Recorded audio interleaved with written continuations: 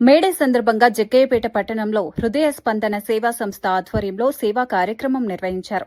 సంస్థ అధ్యక్షులు వేల్పుల మాణిక్యారావు నేతృత్వంలో government hospital outsourcing workers bus stand వద్ద బాటసారులు ప్రయాణికులకు చెప్పులు పంపిణీ చేశారు. అనేక మంది కార్మికులకు మెడికల్ డిపార్ట్మెంట్కి మరి కొంతమంది మున్సిపాలిటీ ఎంప్లాయీస్ కొంతమంది పాల్గొన్నారు. వారికి కూడా ప్రజలకు ఎండాకాలాన్ని దృష్టిలో పెట్టుకొని మరి ఇబ్బందులు పడుతున్నారని పేద ప్రజలకి చెప్పులు పంపిణీ చేయడం జరిగింది. ఇది కేవలం నేను ఏదో అభివృద్ధి కోసమో లేదా ఇంకా ఏదో కాదు, మానవత దృక్పథంతో హృదయ స్పందన సేవా ఆర్గనైజేషన్తో వేల్పుల మాణిక్యరావు అనే అధ్యక్షుడిగా నేను ఈ యొక్క ఎండాకాలాన్ని దృష్టిలో పెట్టుకొని ప్రతి పేదవాడికి ఎండలో ఇబ్బంది పడుతున్నారు కాబట్టి జగ్గయ్యపేట ప్రభుత్వ హాస్పిటల్ నందు మజ్జిగ మరియు చెప్పులు పంచిపెట్టడం జరిగింది. అదేవిధంగా బస్టాండ్ దగ్గర వెంకటసాయి హోటల్ దగ్గర ఆటో యూనియన్ ఆధ్వర్యంలో వేల్పుల మాణిక్యరావు సారథ్యంలో అక్కడ జెండా ఆవిష్కరణ చేసి వారందరూ కూడా నా యొక్క మేడే శుభాకాంక్షలు తెలియజేయటం జరిగింది. మిత్రులారా, ఈరోజు అనేక మంది ఎండకు ఇబ్బంది పడుతున్నారు. కార్మికులు లేకుండా ఏ సంపద రాదు. మొదట కార్మికుడితోనే స్టార్టింగ్ అవుతుంది. కార్మికుడు ఉంటేనే దేశ సంపద సాధించగలుగుతాం. దేశానికి ఎంత సంపద అవసరమో అంత సంపదతో పాటు కార్మికుడు అవసరం. కనుక కార్మికుడిని దృష్టిలో పెట్టుకొని గవర్నమెంట్, కేంద్ర గవర్నమెంట్ అని రాష్ట్ర గవర్నమెంట్లు అవని కార్మికుడికి కావలసినటువంటి గ్రూప్ ఇన్సూరెన్స్లు కనీసం అట్లీస్ట్ 50 లక్షలు 20 లక్షలు వారి కుటుంబానికి బీమా సౌకర్యం కల్పించాలని నేను కోరుకుంటున్నాను. ఎందుకంటే కార్మికుడు ఎక్కడ ఏం జరుగుద్దో ఎవరో తెలియదు.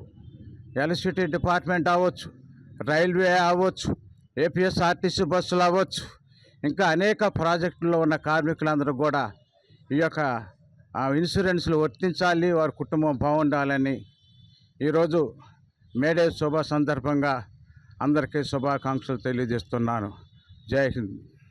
ఈరోజు ప్రపంచవ్యాప్తంగా మేడే శుభాకాంక్షలు ప్రతి ఒక్క కార్మికుడికి శుభాకాంక్షలు తెలియజేస్తున్నాను. జగ్గయ్యపేట పట్టణంలో హృదయ స్పందన సేవా కార్యక్రమ ఆధ్వర్యంలో శ్రీ వేల్పుల మాణిక్యరావు గారి యొక్క సారథ్యంలో పేద బడుగు బలహీన వర్గాలకి ఎండాకాలాన్ని దృష్టిలో పెట్టుకొని ప్రతి ఒక్కరికి మరి చెప్పులు పంచటం జరిగింది. ఎందుకంటే ఎండాకాలం 45 నుంచి 55 డిగ్రీల వరకు మరి ఈ యొక్క పరిస్థితుల్లో మరి పేదవాళ్ళు అనేక సమస్యలతో సమయానికి చెప్పులు లేక ఒకవేళ అన్ఎక్స్పెక్టెడ్గా తెగిపోయినాయి అనుకో, మరలా కూడా ఈ చెప్పులు వారికి ఉపయోగపడుతుంది. హృదయ స్పందన అనే భావం ప్రతి ఒక్కళ్ళు కూడా హృదయ స్పందన మానవత దృక్పథంతో ఇలాంటి కార్యక్రమాలు రెండో చేపట్టాలని నేను కోరుకుంటున్నాను.